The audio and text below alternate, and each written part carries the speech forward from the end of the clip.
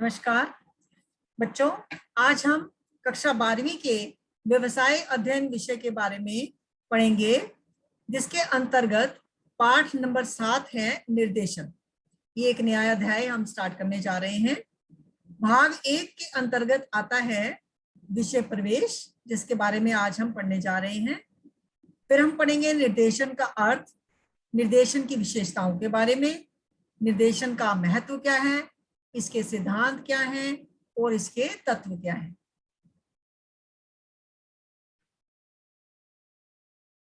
तो बच्चों, धरातलीय ग्रास रूट नेतृत्व फोर्ड मोटर कंपनी ने एक केस स्टडी की, जिसके अंतर्गत उन्होंने कहा कि फोर्ड हमेशा से ही कुशल प्रबंधकों और तकनीशियनों को आकर्षित करता और प्रोत्साहित करता रहा है।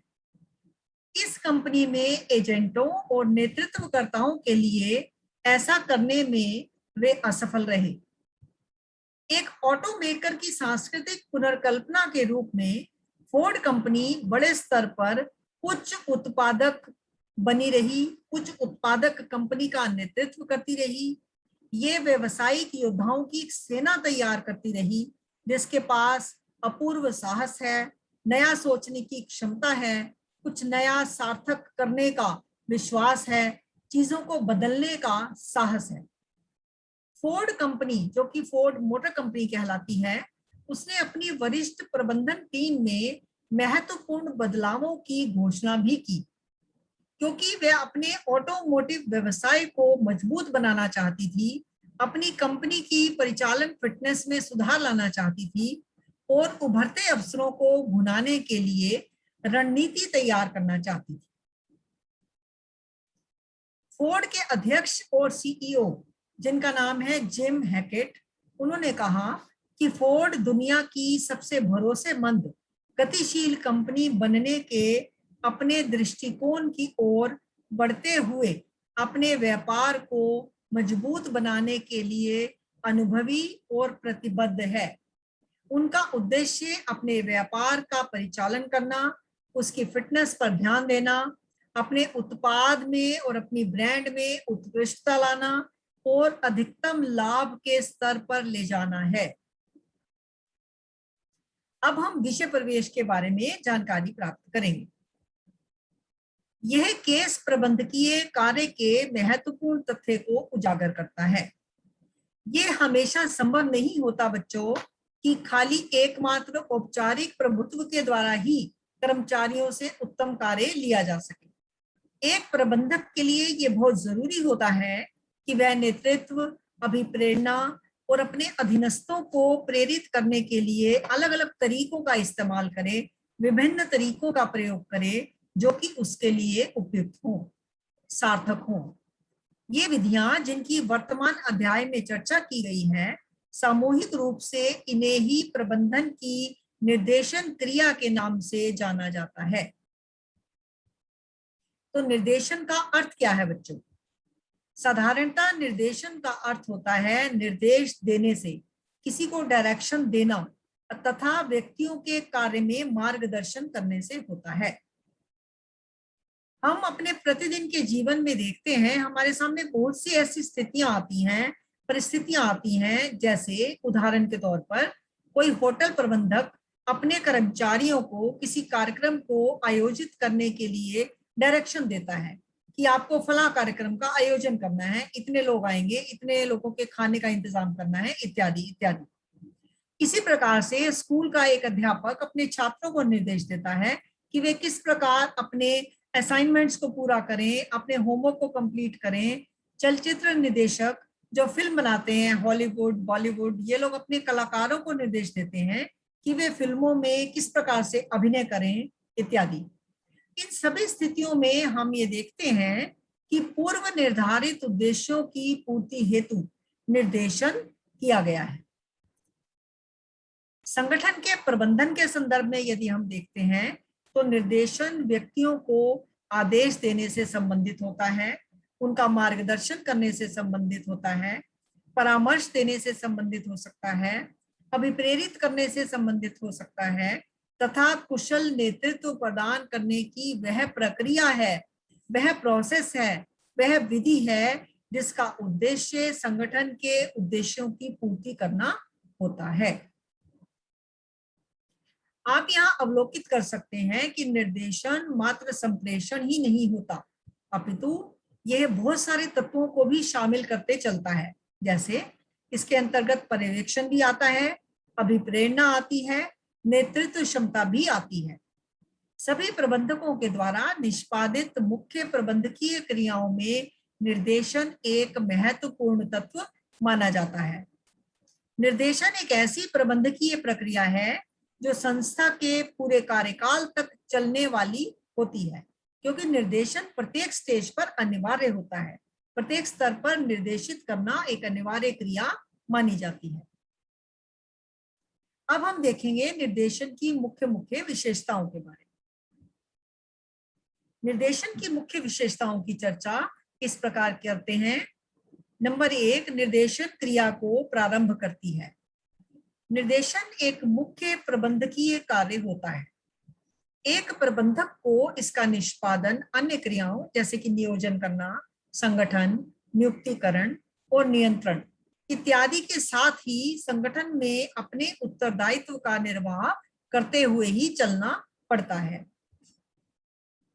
क्रिया के प्रारंभ होने से पूर्व की तैयारी से संबंधित निर्देशन संगठन में क्रिया को आरंभ करने का कार्य करता है। निर्देशन प्रबंधन के प्रत्येक स्तर पर निष्पादित होता है। प्रत्येक प्रबंधक उच्च अधिकारी से लेकर पर्यवेक्षक स्तर तक निर्देशन क्रिया को निष्पादित करते हैं।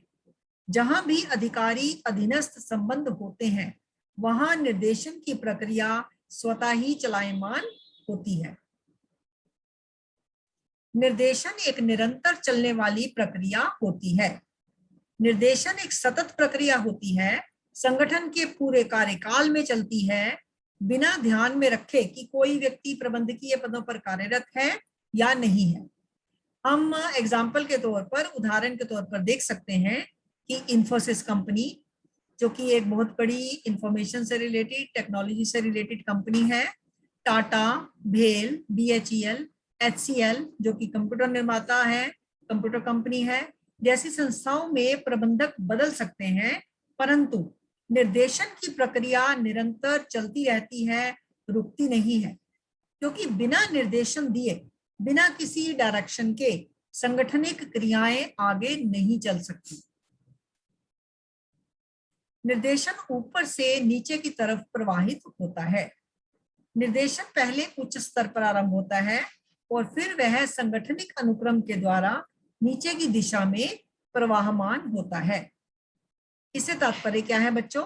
इससे तात्पर्य है कि प्रत्येक प्रबंधक अपने निकटस्थ अधीनस्थ को निर्देशित कर सकता है, अपने नीचे वाले ऑफिसर को निर्देशन दे सकता है तथा अपने ऊपर के अधिकारी से आदेश लेता है, डायरेक्शंस लेकर अपने सबऑर्डिनेट्स को देता है। अर्थात निर्देशन प्रत्येक कदम पर महत्वपूर्ण होता है। अब हम देखेंगे निर्देशन के महत्व के बारे में।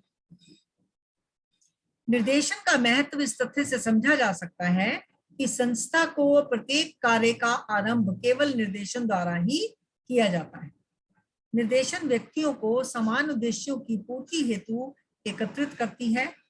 निर्देशन के माध्यम से प्रबंधक संस्था में न केवल व्यक्तियों को ही बताते हैं कि उन्हें क्या करना चाहिए, उन्हें कब करना चाहिए और कार्य को किस प्रकार से करना है, कैसे करना है, इसके अतिरिक्त ये भी देखते हैं कि उनके निर्देशों का, उनकी डायरेक्शंस का, उनके द्वारा दी गई गाइडलाइंस का क्रियान्वयन भी भलीभांति हो रहा है या नहीं।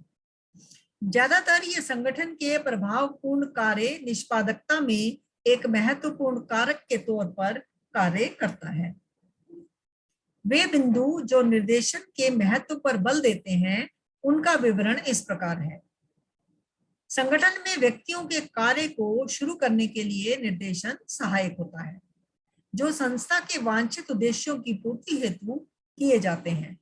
उदाहरण के तौर पर, यदि एक पर्यवेक्षक अपने अधीनस्थों का मार्गदर्शन करता है और उनकी समस्याओं को, जो उन्हें कार्य निष्पादित करते हुए हो सकती हैं, रास्ते में बाधाएं आती हैं उनको दूर करने में मदद देता है और कर्मचारियों को भी मदद करता है कि वे अपने निर्धारित कार्य लक्ष्यों को दिए गए समय पर पूरा कर सकें। निर्देशन संगठन में कर्मचारियों के व्यक्तिगत प्रयासों को इस प्रकार से समाकलित करता है कि प्रत्येक व्यक्ति के कार्य का योगदान संस्था के निष्पादन में और सफलता में सहायक सिद्ध हो।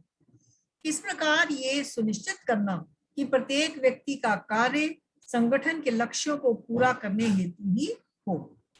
उदाहरण के तौर पर एक प्रबंधक जिसमें अच्छे नेतृत्व की योग्यता होती है वह इस स्थिति में होता है कि अपने अधीनस्थ कर्मचारियों को यह विश्वास दिला सके कि व्यक्तिगत प्रयास और सामूहिक प्रयास दोनों मिलकर ही संस्था के लक्ष्यों की पूर्ति में सहायक साबित हो सकते हैं।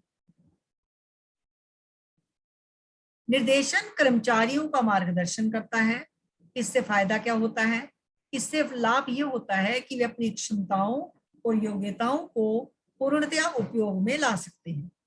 इसके लिए निर्देशन उन्हें उत्साहित करता है और प्रभावपूर्ण नेतृत्व भी प्रदान करता है। एक अच्छा कुशल नेता हमेशा अपने कर्मचारियों की कार्यक्षमता को पहचानता है और उन्हें उत्साह देता है, प्रोत्साहित करता है, उनके मनोबल को बढ़ाता है। निर्देशन संगठन में आवश्यक परिवर्तनों को प्रारंभ करने में भी मदद करता है। सामान्य तौर पर देखा जाता है कि लोगों की ये प्रवृत्ति होती है, ऐसा सोचते हैं लोग कि वे संस्था में नए परिवर्तनों का विरोध करते हैं। ज्यादातर लोग नई चीजों को एक्सेप्ट नहीं करते आसानी से। तो अभिप्रेरणा के द्वारा प्रभावी निर्देशन, संप्रेषण और नेतृत्व सहायक सिद्ध होता है। ऐसे प्रतिरोधों को कम करने के लिए और नए परिवर्तनों को संस्था में शुरू करने के लिए सहयोग की आवश्यकता पड़ती है। अब हम एक उदाहरण के तौर पर देखें कि यदि कोई प्रबंधक कोई नई लेखा विधि की व्यवस्था शुरू करता है, कोई नया सिस्टम शुरू करना चाहता है, तो लेखा विभाग में कुछ विरोध हो सकते हैं, कुछ लोग इसके अगेंस्ट हो सकते हैं। परंतु यदि प्रबंधक कारण समझाता है, उन्हें ट्रेनिंग दिलवाता है, अपने कर्मचारियों को अच्छे से प्रशिक्षित करता है और उन्हें पारिश्रमिक प्रतिफल के द्वारा मोटिवेट करता है, प्रोत्साहित करता है, तो कर्मचारी इस परिवर्तन को आसानी से खुशी खुशी स्वीकार कर सकते हैं और प्रबंधक के साथ उचित सहयोग भी करेंगे।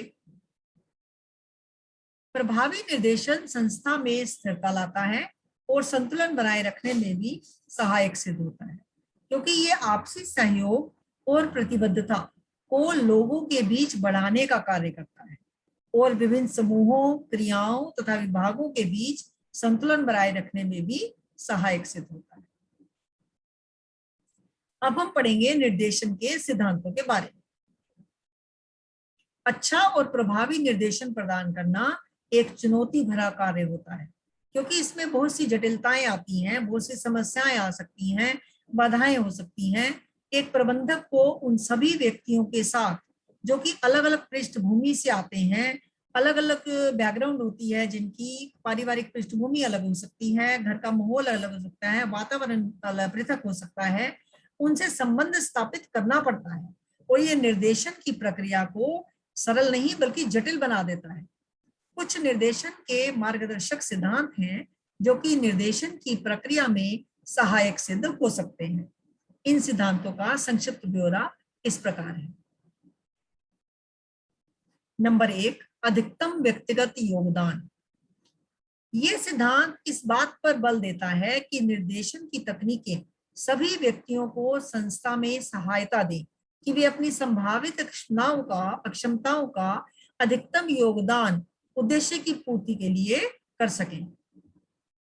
ये संस्था के कुशल निष्पादन के लिए कर्मचारियों की अप्रयुक्त ऊर्जा को उभारने में सहायक होता है। जो एनर्जी अभी तक उन्होंने यूटिलाइज ही नहीं की थी, उसको बाहर निकाल के चैनलाइज कर सकता है, सही दिशा में लाने में सहायक सिद्ध होता है।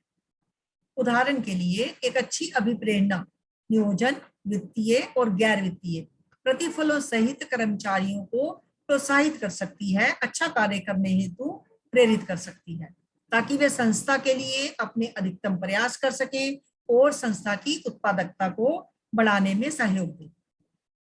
और उन्हें ये भरोसा भी दिलवाना होगा कि उनके इस प्रयासों का उचित पारिश्रमिक, उचित प्रतिफल उन्हें मिलेगा। संगठनिक उद्देश्यों में तालमेल स्थापित करना।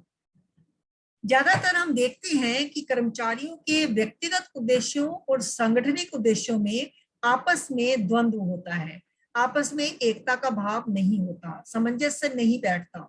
उदाहरण के लिए, एक कर्मचारी अपनी व्यक्तिगत जरूरतों की पूर्ति के लिए एक आकर्षक वेतन और वित्तीय लाभों की इच्छा रखता है। संस्था कर्मचारियों से अपेक्षा करती है कि वे अपनी प्रोडक्शन पावर को बढ़ाएं ताकि उन्हें अच्छा से अच्छा लाभ प्राप्त हो सके।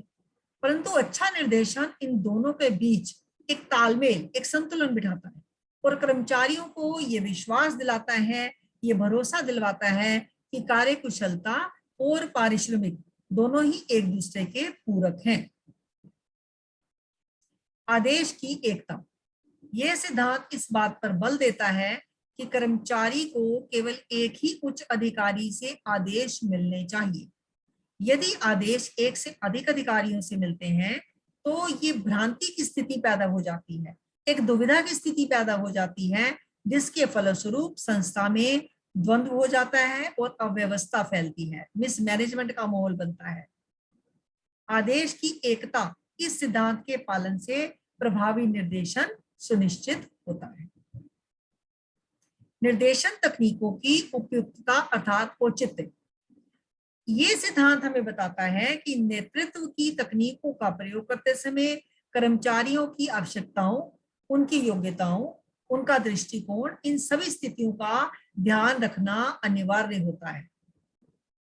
उदाहरण के लिए, कुछ व्यक्तियों के लिए पैसा एक सशक्त अभिप्रेरक का काम करता है, कुछ लोगों के लिए पैसा होना, पैसा कमाना एक बहुत ही मूलभूत सिद्धांत होता है, उनका मुख्य टारगेट होता है, उद्देश्य होता है, जीवन का लक्ष्य होता है। लेकिन यह आवश्यक नहीं कि सभी लोगों के लिए पैसा एक आवश्यक तत्व हो, सभी लोग पैसा कमाना, पैसा अर्जित करना ही एक आवश्यक तत्व मानते हो, नहीं। दूसरी तरफ कुछ लोग इस प्रकार के भी हो सकते हैं जो पैसे को सेकेंडरी मानते हैं, एक दूसरे स्थान पर मानते हैं। उनके लिए पदोन्नति एक प्रभावी प्रेरक का कार्य करती है। यदि उन्हें अपनी कंपनी में, अपने संगठन में प्रमोशन मिलती है, उन्हें पदोन्नति से लाभ मिलता है या उसका स्थानांतरण करना उन्हें अच्छा लगता है, तो ये उनके लिए प्रभावी प्रेरक का काम करता है, मोटिवेशन का काम करता है। प्रबंधकीय संप्रेषण। संस्था के सभी स्तरों पर प्रभावी प्रबंधकीय संप्रेषण निर्देशन को और भी अधिक प्रभावशाली बनाता है। अधीनस्थों की संपूर्ण पारस्परिक समझ को बनाने के लिए निर्देशक को स्पष्ट अनुदेश, स्पष्ट निर्देश जारी किए जाने चाहिए। प्रबंधकों को यह सुनिश्चित करना चाहिए कि अधीनस्थ उसके निर्देश को स्पष्ट रूप से समझ रहे हैं, किसी प्रकार की कम्युनिकेशन गैप उसके अंदर नहीं आ रहा है। अनौपचारिक संगठन का प्रयोग।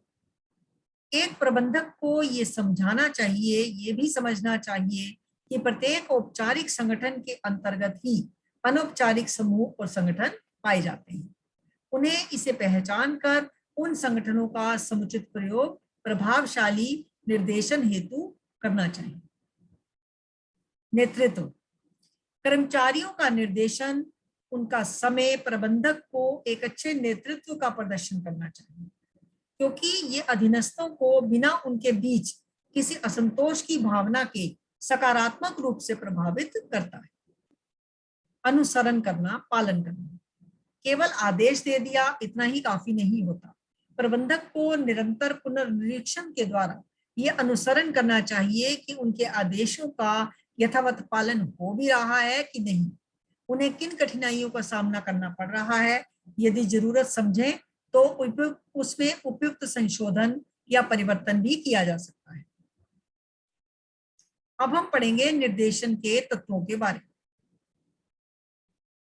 निर्देशन की प्रक्रिया के अंतर्गत मार्गदर्शन, परामर्श, अभिप्रेरणा और संस्था में कर्मचारियों के नेतृत्व, ये सभी सांगठनिक उद्देश्य सम्मिलित होते हैं।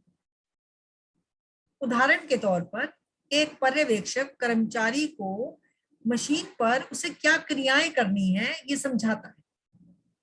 एक खदान अभियंता, एक इंजीनियर काम करने की खदानों में कार्य करते समय क्या क्या सुरक्षा सावधानियां, क्या क्या सुरक्षा उपकरणों का इस्तेमाल करना है, ये सब समझाता है।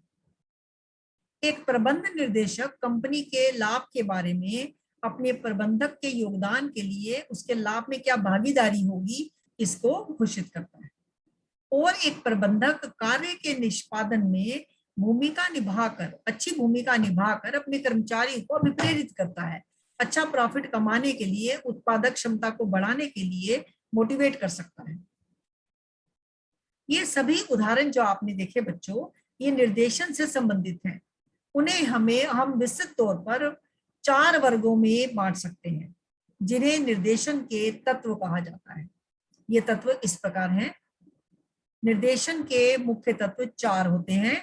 नंबर 1 पर्यवेक्षण, नंबर 2 अभिप्रेरणा, नंबर 3 नेतृत्व और नंबर 4 पर आता है संप्रेषण। निर्देशन के विषय में और अधिक जानकारी प्राप्त करने के लिए इन सभी तत्वों की चर्चा हम अगली कक्षाओं में करेंगे। अब हम आते हैं पुनरावृत्ति प्रश्न पर। निर्देशन का अर्थ क्या है? जैसा कि हमने शुरू में देखा था बच्चों कि निर्देशन से तात्पर्य निर्देश देने, डायरेक्शंस देने और व्यक्तियों के कार्य में मार्गदर्शन करने से है। निर्देशन की मुख्य विशेषताएं बताइए। निर्देशन की मुख्य विशेषताओं की चर्चा इस प्रकार की गई है। नंबर 1, निर्देशन क्रिया को प्रारंभ करती है। नंबर 2, निर्देशन प्रबंधक के प्रत्येक स्तर पर निष्पादित होता है। नंबर 3, निर्देशन एक निरंतर चलने वाली सतत अनवरत क्रिया है।